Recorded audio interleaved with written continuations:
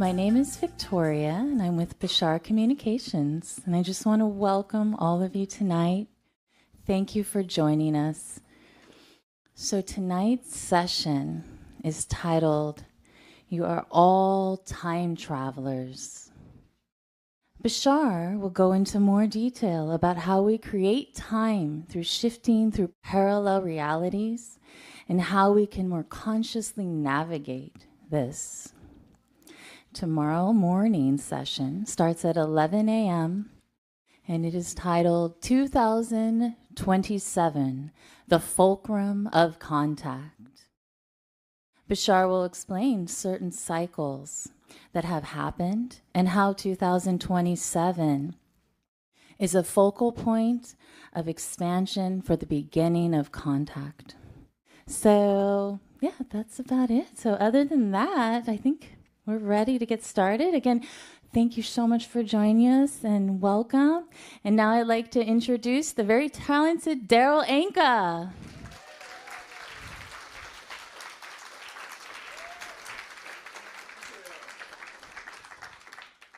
Okay, everyone, have a good time. I will see you later. I will be taking a nap now.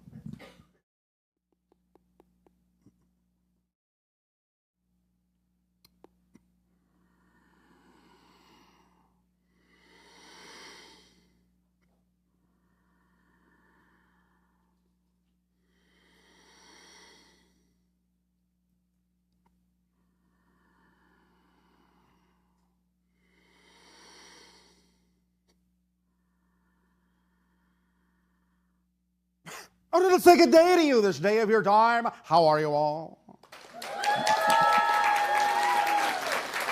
All right. All right, thank you. Once again, we thank each and every one of you and all of you together collectively for the co-creation of this interaction and the allowance of this transmission this day of your time. We will begin this transmission titled, You Are All Time Travelers, in the following way. First, a brief reminder of some things we have talked about regarding what time is. Time, remember, is a side effect of your consciousness shifting over and over and over and over and over and over again to different points of view of the same single moment of existence and making it appear to be different moments.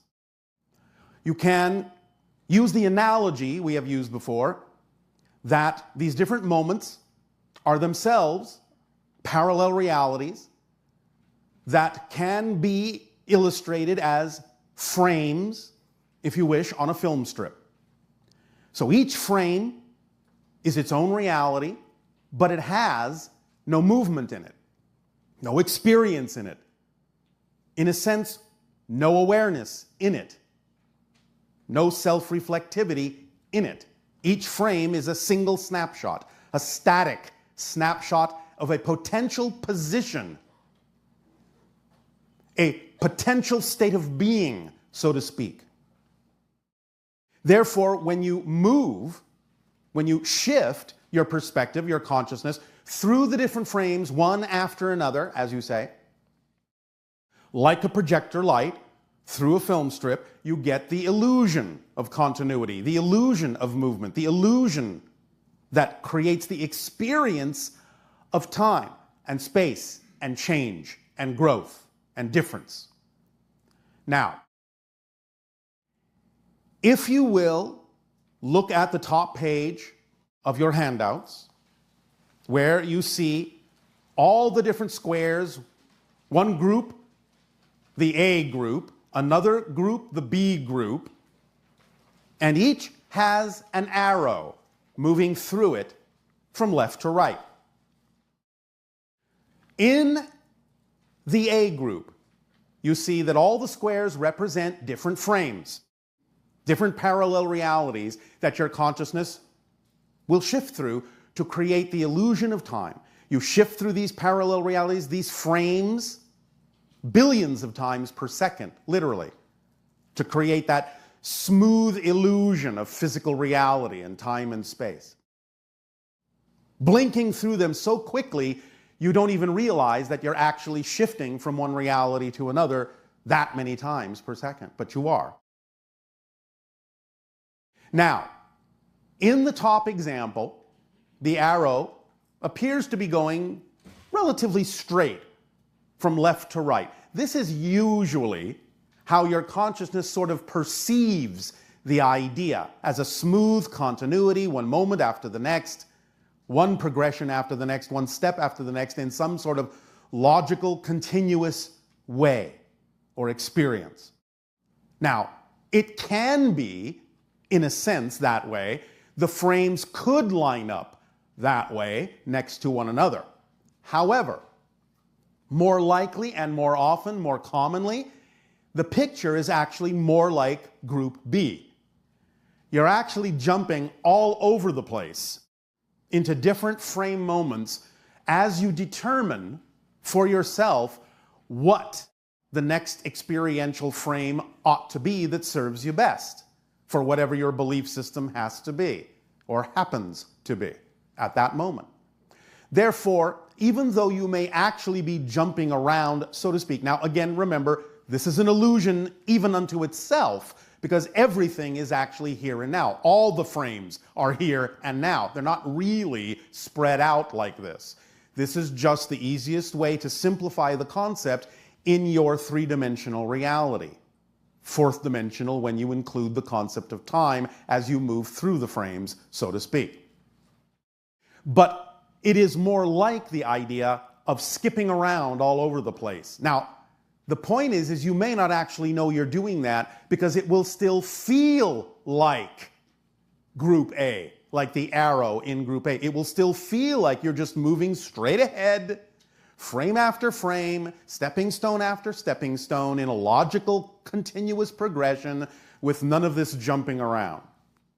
However, as you start to expand your consciousness, as your senses become more aware that you're creating the illusion of time and space, you may begin to experience what we will call breaking continuity.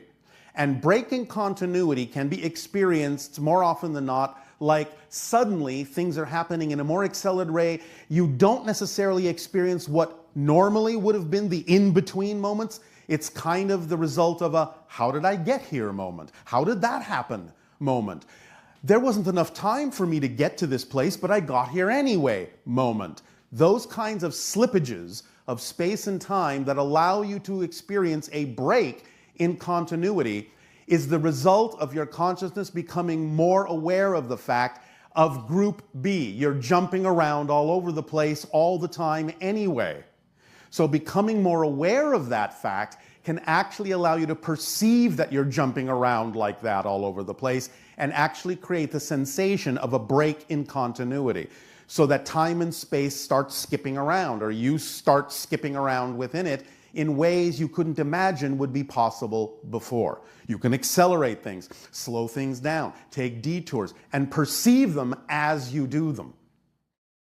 Now, this is the basic framework that is happening with regard to what we're going to discuss about time travel and how you use this in various ways. So, you may turn to the second page, if you will, of your handout. Looks like a lot more fun there, doesn't it? Anyone flashing back to their schoolwork days? Oh, what do I have to memorize now? You have to memorize nothing. Just follow along. Whether you understand all of this, whether it all sinks in right now or not, is not the point. We will walk you through it. You will absorb whatever you need to absorb at this particular moment, but it's really not that difficult. Understanding again the basic premise that there are many different kinds of frame moments, parallel reality framework moments that you move through in your own way that create your sensation of moving through time and space. So at the top, you see simply the basic layout, the idea that as you move through life and you go from being a baby to being a child to being a teen to being an adult to being a senior, these just represent major frame moments within the entire spectrum of your life, and the rows below them represent the same moments in your life. So, the idea is that time travel, in the way that your science fiction stories portray it, is not really the way it works.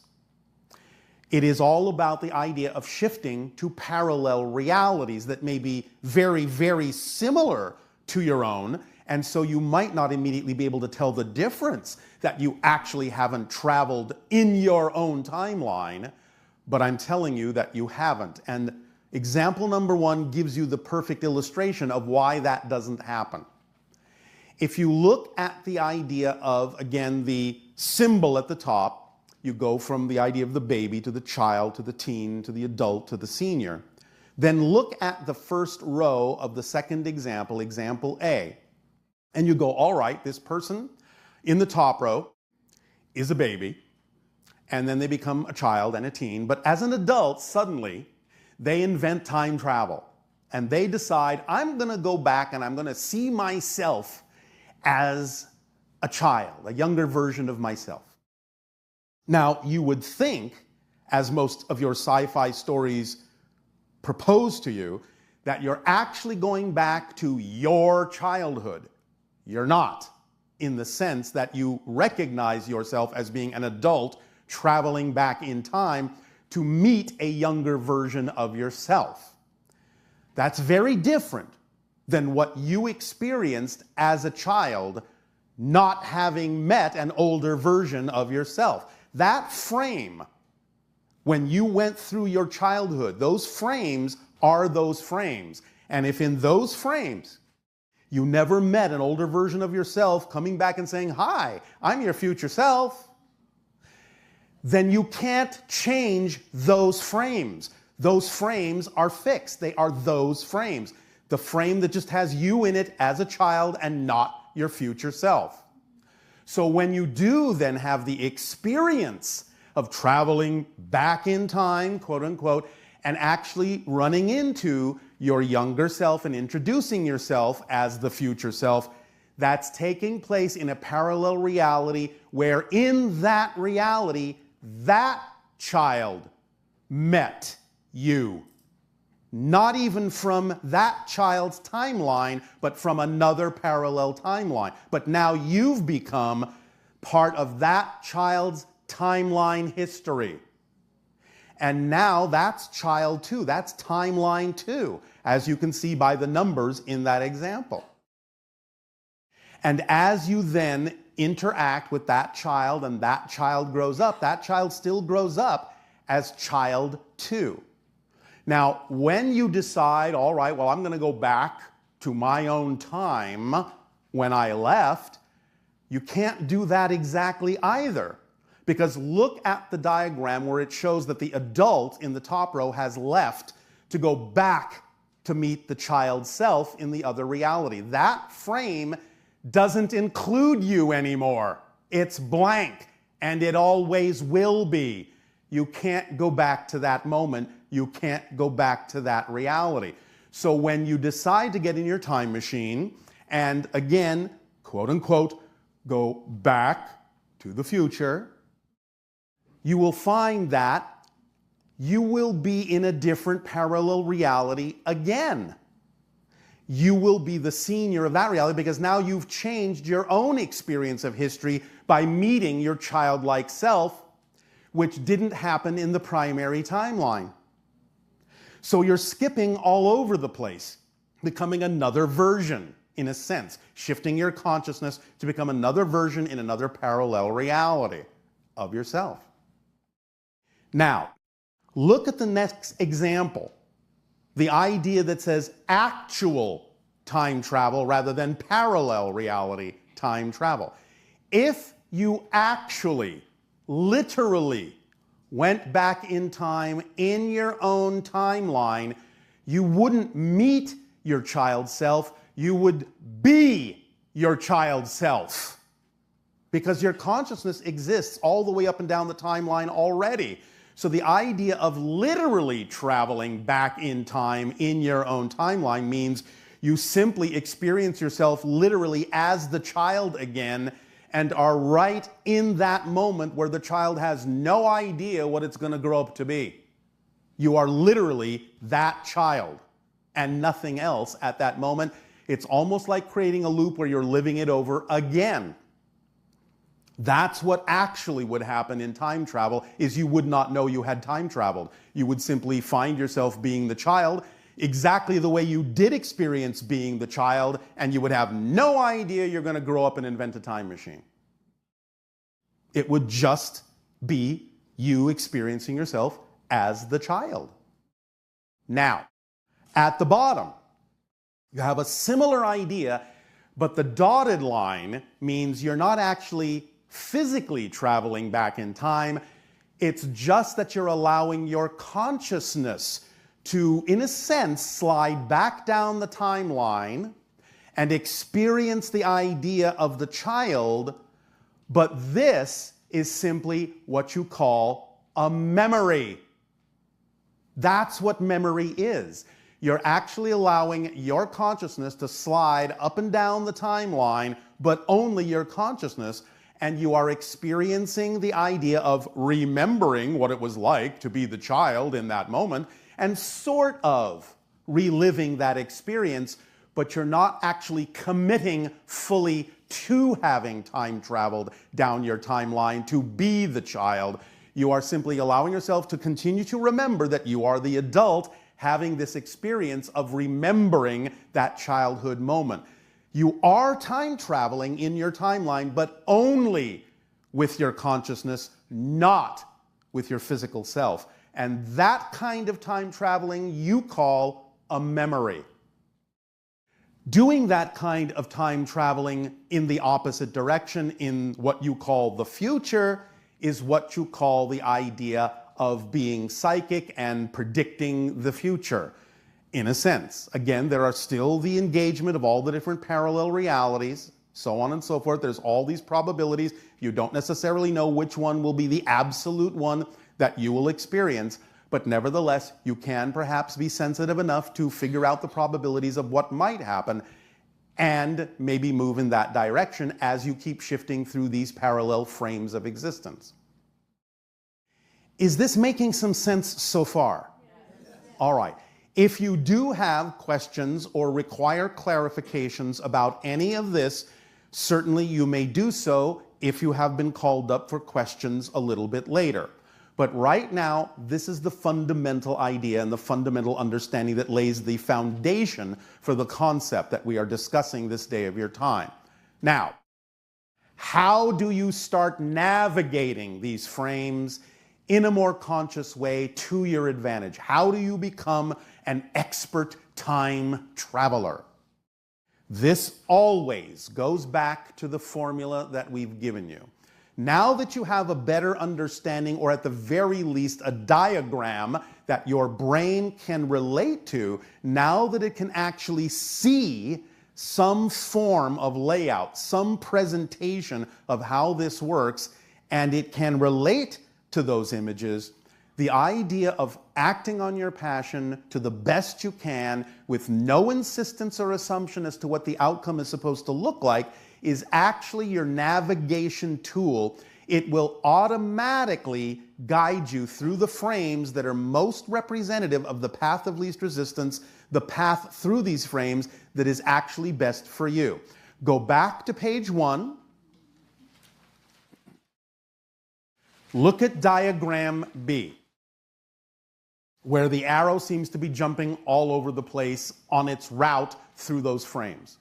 Now, as you really start aligning more with your passion, following that formula, allowing the tools in the kit of excitement to work to your advantage, and choosing to remain in a positive state, no matter what happens, responding to it in a positive way so that you can get the benefit from it, no matter how it looks, that will start to determine exactly what that path looks like.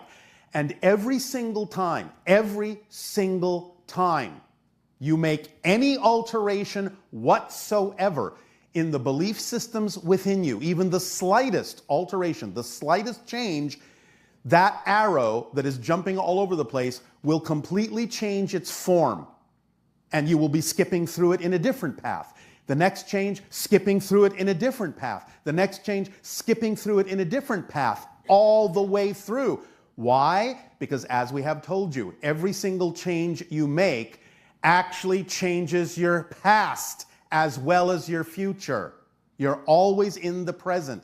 So it's not like you're going to go, all right, well, the path starts out here, then goes there, then goes there, then goes there. Well, I'm going to make a change here, and so it might be different from that point forward. No, it will also be different from that point backward, because as you become a different person, from the linear framework point of view, you have to create a different history that brought you to the point of being the person you say you are now. That's how it works in physical reality. You have to have the continuity of having the past that works to make you the person you say you are in the present. Making sense? So the entire arrow, the entire path changes. So the idea is, again, you can navigate this more consciously. You can start experiencing more breaks in continuity, experiencing more flexibility, malleability, plasticity in space and time. Things can start happening much more synchronistically, much more magically.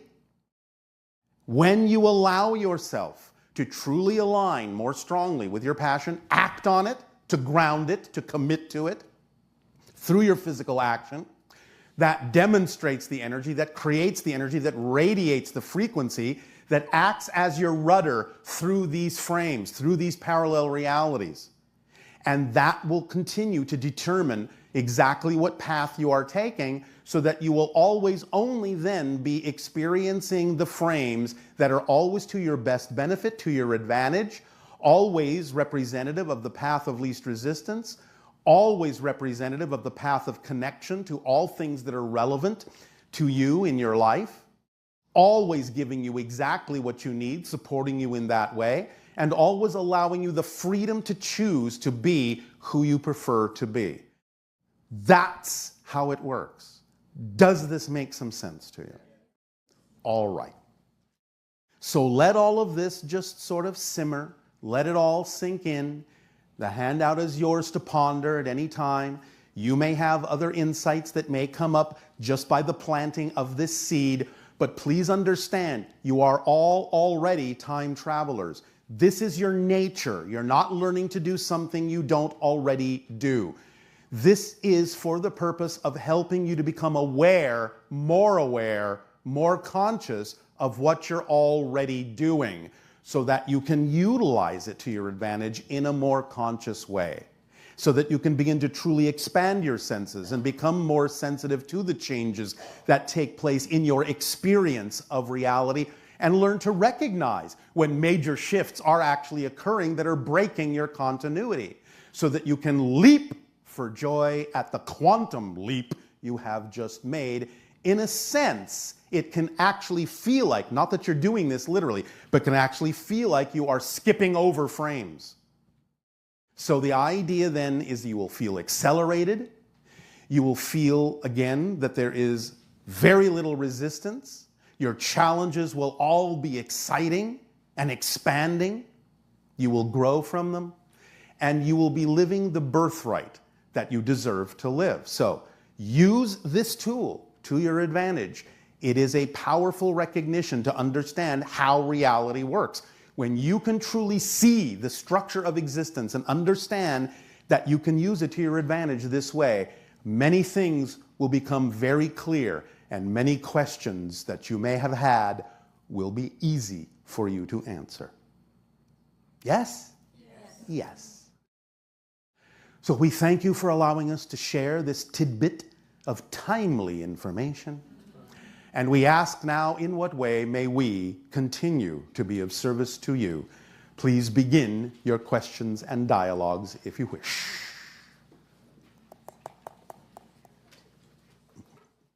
Hello, Bashar. And a you good day. Fabulous day, and it's fabulous to be speaking with you. And you as well.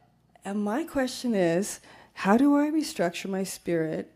Restructure your spirit. Yes, to restructure my body to the greater health and fitness I desire. Well, again, the formula is the formula. Do you understand? Yes. The formula is the formula. Period. So the idea of acting on your passion to the best you're able with no insistence, yes? On the outcome. No insistence, no conditions, because you don't really know exactly why you are in the form you're in, do you? Discovering why. All right, and therefore the purpose of the form is to discover more of yourself in that particular way. Not saying you have to do it that way, but if that's what it's for right now, allowing that to be okay is what will give it the best chance to change if it needs to. Because if you're all right with what is, you use it up. You use it up to your advantage. As soon as you resist what is happening, you make it stick around longer because you're refusing to believe it has any business being there. If it's there, there's a reason that it's there, a positive reason you could glean from it that it's there. If you're not taking that stance, that state of being, that there must be a reason that serves me, why this is happening this way, you will never glean the positive effect from it, and you will make it stick around until you get the point that it must be serving you somehow. And as soon, paradoxically, as soon as you allow it to be what it is and learn from it what you need, it will start to change because you're using it up. But you can't refuse to believe that it belongs. Can't invalidate it. It's got to be there for a reason. It's got to be there for a reason. Yes. So as soon as you relax the need for it to change, you give it the best opportunity to do so. That's the paradox. That's the irony. To show it what it has to show you. Yes. You have to let it be there for the reason that it's there and learn from it so it can move on because it's taught you the lesson. It doesn't need to stick around until you get the point because you got the point. Yes? Then things are flowing. Things are changing. Remember, change is the constant. If something doesn't seem to be changing, you're not letting it because you're refusing to use what is there in the best possible way. You're assuming something's wrong. You're giving it a negative definition. Yes. Do you understand? Yes. Is this helping? It is helping. All right. Can you relax about that? Obviously, I'm working on it. That's fine. Then that means that that's exactly what you are needing to do, is work on that. Mm-hmm. Relish it. Dive into it. Let's see what I can learn from this circumstance. Let's see what I can learn from the way things are, instead of wishing they were different, which invalidates the way things are. Yes. There is nothing. Are you paying attention? Yes. Yes. There is nothing more important than what's happening now. Mm-hmm. Nowhere else you need to be. Nothing else that needs to happen that could ever be more important than what's happening now. Relish it. Use it. Rejoice in it. Be grateful for it. Appreciate it. Love it. Love yourself enough to do so. Everything will change. But you can't insist that it must. Otherwise, you're making your happiness conditional on the outside change, instead of just saying, I will be happy no matter what's going on outside, because I know that what's going on outside is just for my benefit as a reflective illusion. And on the outside includes what's on the inside of the physical body? It can. Very often it will. But you don't always know exactly what the symbol represents. That's why it can be not to your advantage to make assumptions about what you think it means or represents. Let it show you what it represents by really investigating it in the most positive way. Because it could be serving a tremendous positive purpose that you are simply completely unaware of at this point in your life. Maybe somewhere down the road, you might look back and go, oh, I get it.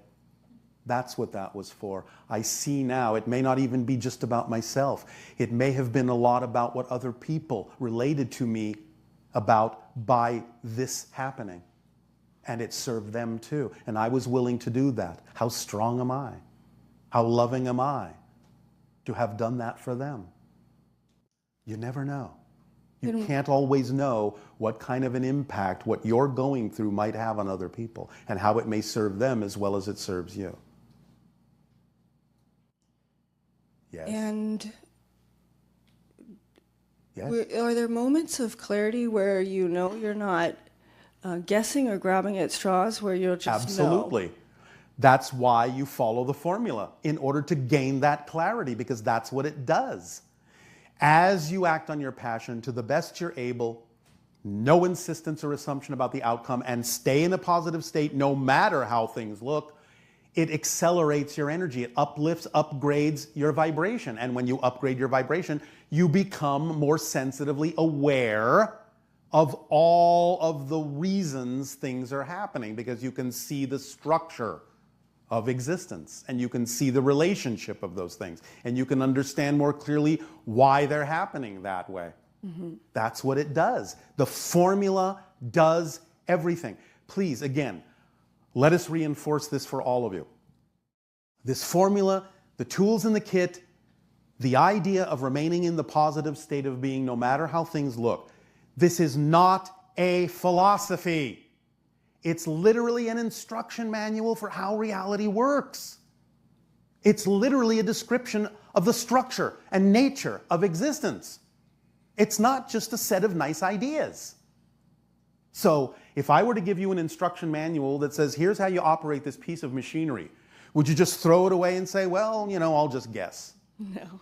You follow the instructions, the machine will work as it's designed to work to your advantage. If you don't follow the instructions, the machine will still operate, but not necessarily to your advantage. The instruction manual is designed to give you the clarity to allow the mechanism to work to your advantage. That's why we share it with you. Always go back to the instruction manual. Always go back to the formula. You have a question, go back to the formula. You feel stuck, go back to the formula. It's all there is. We may spend many lovely hours with all of you clarifying, deepening your understanding of the instructions in the instruction manual, giving you more details so you can wrap your minds around it. That's fine. But there are no more instructions. We've given you the entire instruction manual. There will never be anything else we need to add to it except to clarify what's already there, which we are happy to do. But there is nothing else you need to ask for. Just go back to the instruction manual. Just go back to the formula. It works. That's why we share it with you. Thank you. Is this helping? Yes. All right. Thank you. You're welcome.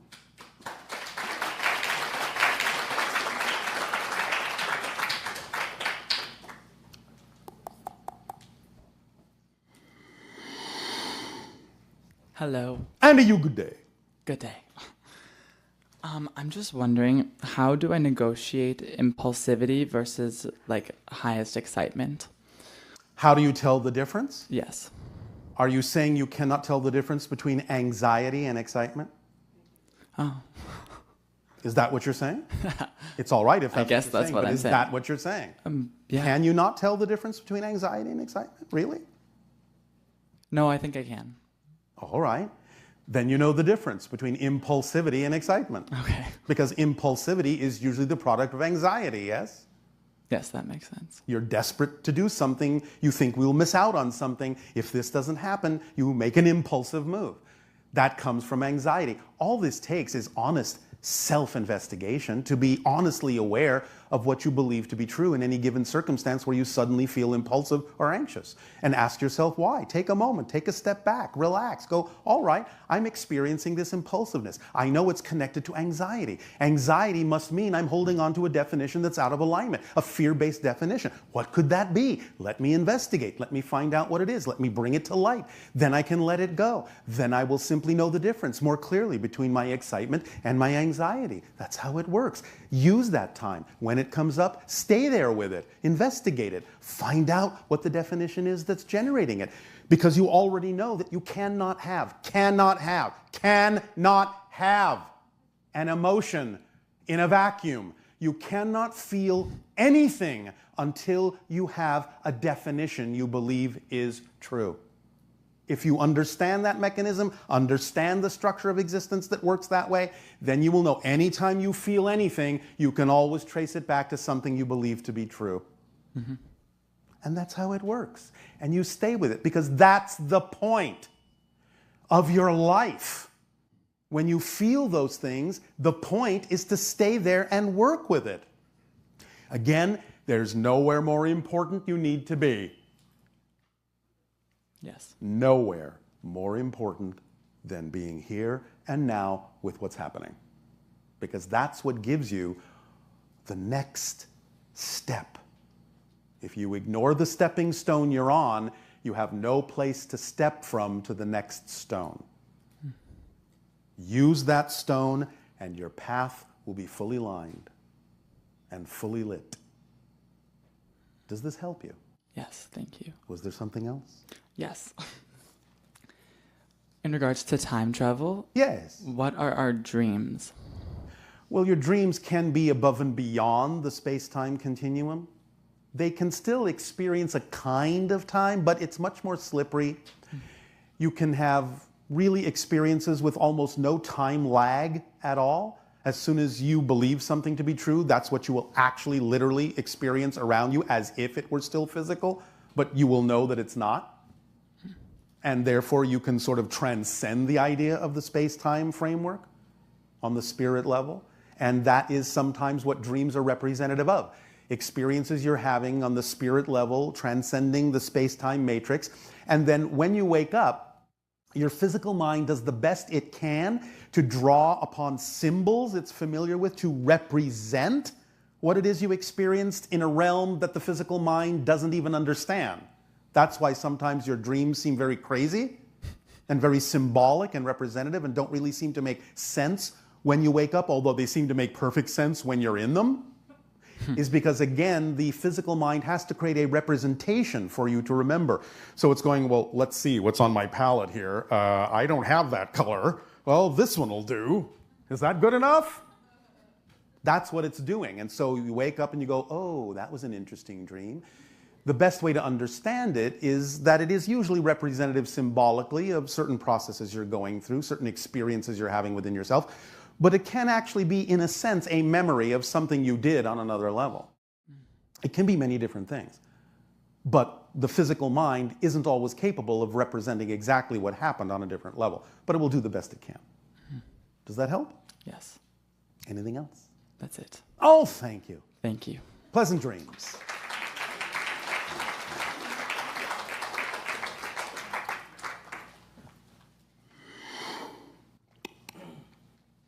Greetings, Bashar. And a good day.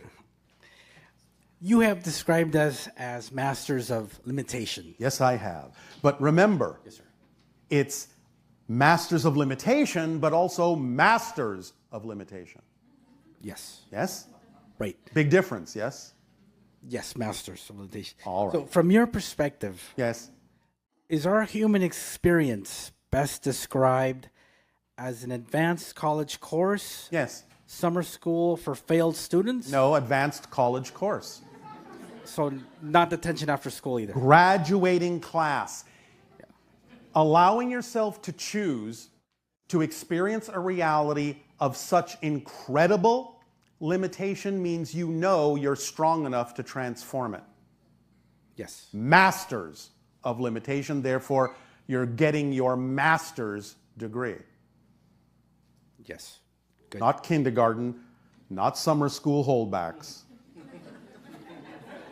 Now, you can experience it that way, but again, remember, the experience description is vastly different from the actual mechanism. Yes? Yes. So, you can certainly create it to appear as if you are in detention because you refuse to learn and have to be held back. You can experience it that way, as if you're in kindergarten and know nothing and look at the big kids and envy them. You can experience it that way, but that's not what's happening. Does that master class description describe our current class, or is it also describe, let's say, 1,000 years ago? It's always been that way. It's just that you're becoming more aware of the fact that it's always been that way. When you weren't aware of the fact, then there was more of an agreement that it felt like something more like a kindergarten. Although there have always been individuals who understood the idea of mastery. That's why you've had teachers and guides and advanced beings in your society from time to time who are willing to tell you, no, no, no, you are masters. Yes. Yes? Does the illusion of murder and violence, is that unique to our situation, or is that common in the No, but it's not that common. Okay. In the way that you experience it, to the degree that you experience it, we haven't run across it that often. It's relatively rare because not that many civilizations we've encountered are that steeped in forgetfulness.